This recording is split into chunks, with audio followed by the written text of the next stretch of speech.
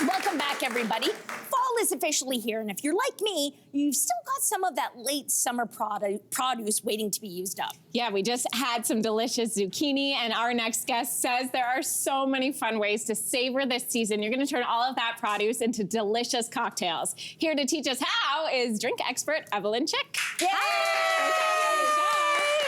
Okay, so like we've already taken the produce, we've turned it into food. Now we're gonna turn it into drinks. None of us wanna let summer go. No. We just want it, we wanna hang on. Yes. So what are some of the ways, Evelyn, that we can hang on to those seasonal flavors and then incorporate them into drinks? So many different ways. If you have produce just sitting at the back of your fridge, you're just waiting for it to go a little bit softer, you can turn it into syrups, you can turn it into drinking shrubs, you can turn it into an infusion, you can do concentrates, so many different things to preserve the last little bit of summer. I love This is exciting. Our first late summer ingredient is a mighty cucumber, and you preserved it by turning it into a cordial. Yes. So how do you do that?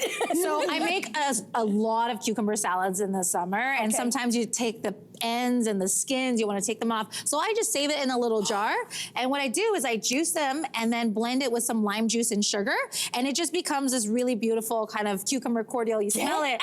It concentrates all the flavor. It smells fantastic. You can turn it into a cocktail. I love that. Perfect. Quick question, the peels that you're using, could you put them in a freezer bag too as you go? You can, absolutely. Okay, so not only are we cutting down on food waste, we're also having something delicious. I love this already. Exactly. Okay, so we're gonna use this. We're gonna make a non-alcoholic cucumber Collins. How do we do this? So we're gonna start off with a non-alcoholic distillate. This is called the Notas de Agave from Seedlip. What I love about it is when you smell it, it smells like prickly pears, some lime, some peppers.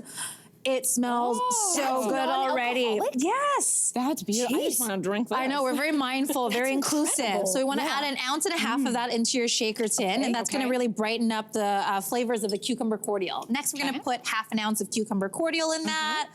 And it's beautiful, it's viscous, a little bit of lime juice as well for the little zing, little citrus element.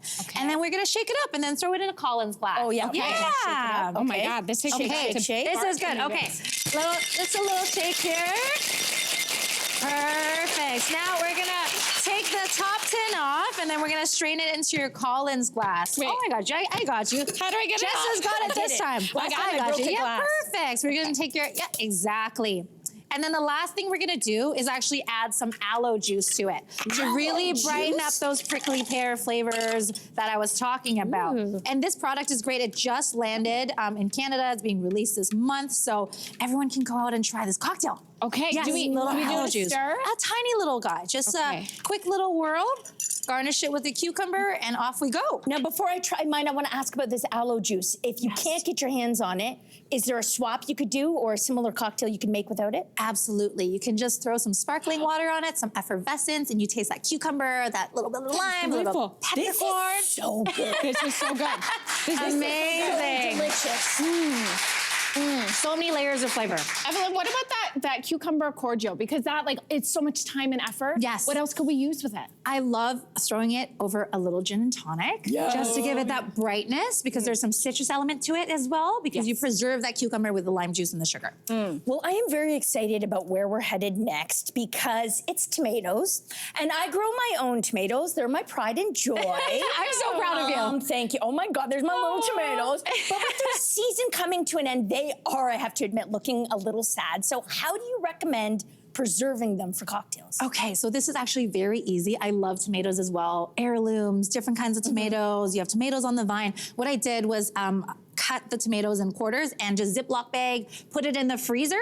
So what it does, it concentrates all the beautiful juices. And and overnight you can just put it over a colander, let it strain out, and what you get is tomato water. So now smell this. Tell me how much it smells like your garden.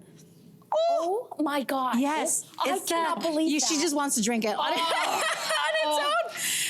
This is thrilling. I cannot wait to see what we're going to do. And we're going to do a martini. Yes. You're my best friend right now. Keep going. Martinis, tomatoes. Let's go. So we're going to do 1.5 ounces of gin. I just use a very light Bombay Sapphire, not too many juniper elements to it. A little bit of Spanish vermouth. So that is just a white sweet vermouth. We're going to throw it in your mixing glass as well. And then just a little bit of tomato water, just 1/2 ounce. Okay. And what that does is that it adds a really nice brightness to it. You can already smell it from over here. Give it a quick stir. I can't believe believe how it smells like a garden, you guys. I know. really Okay, does. quick little stir, and then you're just gonna take your strainer and you're gonna strain it into a martini glass. Okay. The moment you taste it, it is a burst of summer. And the best thing about this is that once you're done the tomato water, you can freeze it again and then use it when you need to. Oh, I love that. Yes. I love that. Let's Okay. give this a try. Okay. I mean, it's afternoon somewhere, right? Oh, that's nice. Right? Oh, that's a good alternative. Oh my I like goodness. it. All your tomatoes, all the hard-earned work. This is magic. Are there other things you can make with this tomato water? Yes, and I know that you're a Negroni fan as well. So when you throw a little bit of tomato water in something like a stirred cocktail with some bittersweet element to it, you can really elongate that like fruit-forward note, the like savory notes to it. So you can use tomato water for a lot of things. One thing we find a lot, I feel like this time of year, is rhubarb. Does anyone else use that? Right? It's Yes. everywhere. So you're gonna make something called a shrub. I've never Yes. heard of this before. What is it? Shrubs are interesting. I've definitely talked about shrubs on the social before, but I think we should talk about it more because You know it's why? so Because good. you've told me twice what they are, and I'm like, yeah, shrub, and I'm like, I don't know what it is. So keep going. So a shrub is really just a drinking vinegar, and I love rhubarb in the summer. And if you can't find it fresh, what you can do is just chop it up when you get your fresh produce, put it in the freezer, and when you're ready to use it, you put it in a little cup of sugar. So about a quarter cup of sugar with your rhubarb, let it sit. So it's called macerating. It's really just a fancy word of letting two things sit together to really bring those flavors out. And then you put a quarter portion of red wine vinegar, mix it all up, and it becomes a drinking vinegar. So it's good for your microbiomes, it's good for health, and it's delicious. oh my gosh, well, we're gonna use this shrub to make a strawberry rhubarb sour. Yes. Sounds amazing. Where do we begin? Okay, so first, everyone is so thirsty Yeah. over there.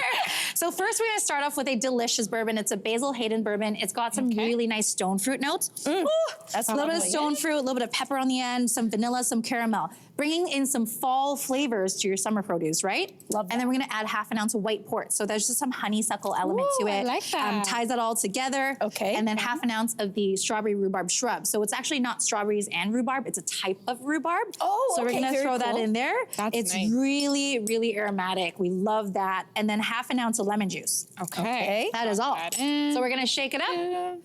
Okay. Here we And go. yeah, one more time. Okay, and then we're just gonna throw it over some ice, which is great. Okay, there you go. You got Got it that. out, got it Beautiful. out. All right, it in. everything is great. Look at this color. Oh, I love the little garnish. Yes, here for and then us. we're just gonna Little garnish lemon it with peel, a is that little pretty? lemon wheel. I That is love it. that. How cute is that? Oh my gosh, this looks like a little work of art. Oh, There you so go. fancy. Cheers. Cheers.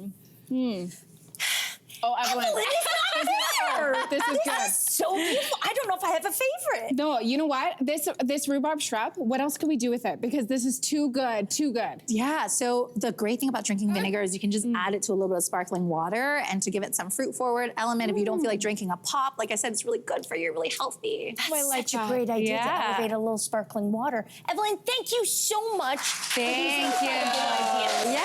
Absolutely unbelievable. Hey, you, come a bit closer. We've got so many more must-see interviews, spicy debates, lifestyle tips, and pop culture moments. So subscribe to our channel by tapping the logo below and don't miss out.